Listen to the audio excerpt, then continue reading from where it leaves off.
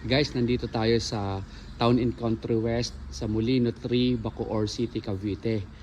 Mabilis ang house tour ang ating gagawin.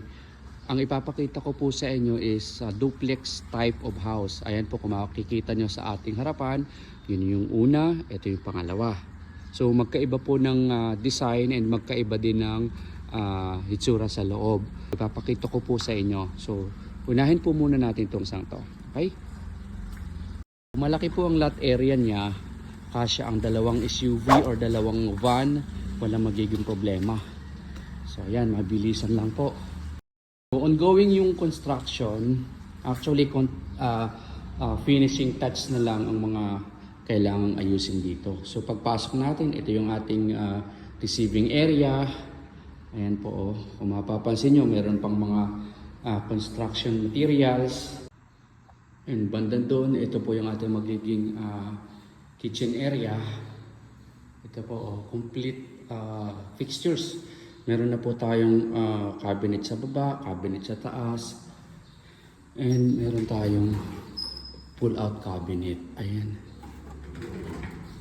So, ito yung ating kitchen. Hindi pa nakakabit yung ano po dito. Ayan. Okay. May isang bedroom dito sa baba with cabinet na din po. And then ito yung likod. So ito yung ating service area. Ito yung ating laundry area. Taas. Alright. Okay. And ito yung ating powder room. Okay. Ito yung ating carport. So, dalawang SUV, walang magiging problema. And then, ito yung ating stairs going up. Tingnan natin. Ayan, ganda ng stairs. Solid wood ang ginamit dito sa stairs. And then, dito sa second floor, meron tayong landing space or landing area. Meron po tayong tatlong bedroom. Ito po yung bedroom 1 dito sa second floor, may cabinet na rin. From floor to ceiling na yung height and may mirror. Then, ito yung ating bedroom 2. Ayan po, oh. Ganun din, may built-in cabinet din siya. Ayan, and may vanity area. Alright. Ito yung ating common toilet and bath dito sa second floor. Medyo madilim lang kasi medyo pahapon na. Ayan, isang mabilisan lang po ito. And then, ito yung ating master bedroom. Very spacious yung ating master bedroom. And then, meron tayong balcony. Alright. So, ito yung ating built-in cabinet dito sa master bedroom. Ito yung kisame. Vanity area. Ito yung sliding door going to balcony. Ito yung ating balcony. Alright. Then ito yung ating master toilet and bath dito sa master bedroom. Alright. So dito naman tayo sa pangalawang bahay. Ayan, isang mabilisan lang po. Ito yung pasad niya. Napakaganda. Ayan, yung carport niya. Very spacious ang carport niya. I believe kung compact car lang yung ipapasok dito, kasyang-kasya tatlo. Wala magiging problema. Yan.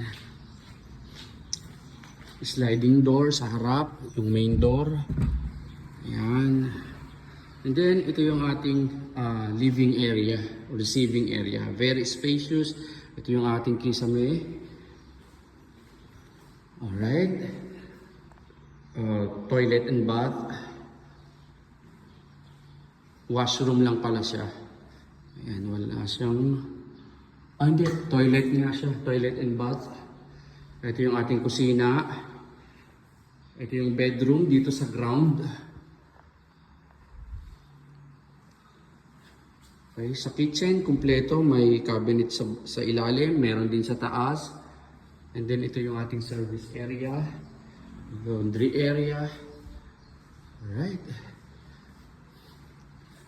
Ito yung ating stairs going up.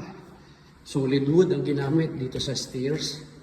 Bibilisan ko na lang po kasi medyo padilim na. Tulad nung naunang bahay, dito sa second floor may landing area. May 3 bedrooms dito sa second floor. Ito yung bedroom 1. May cabinet na rin. Vanity area. Bedroom 2, almost the same.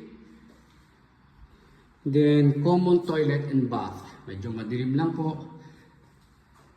So, babalik ako dito pag okay na to, pag naikabit na lahat ng mga dapat ikabit. And then, ito yung master bedroom.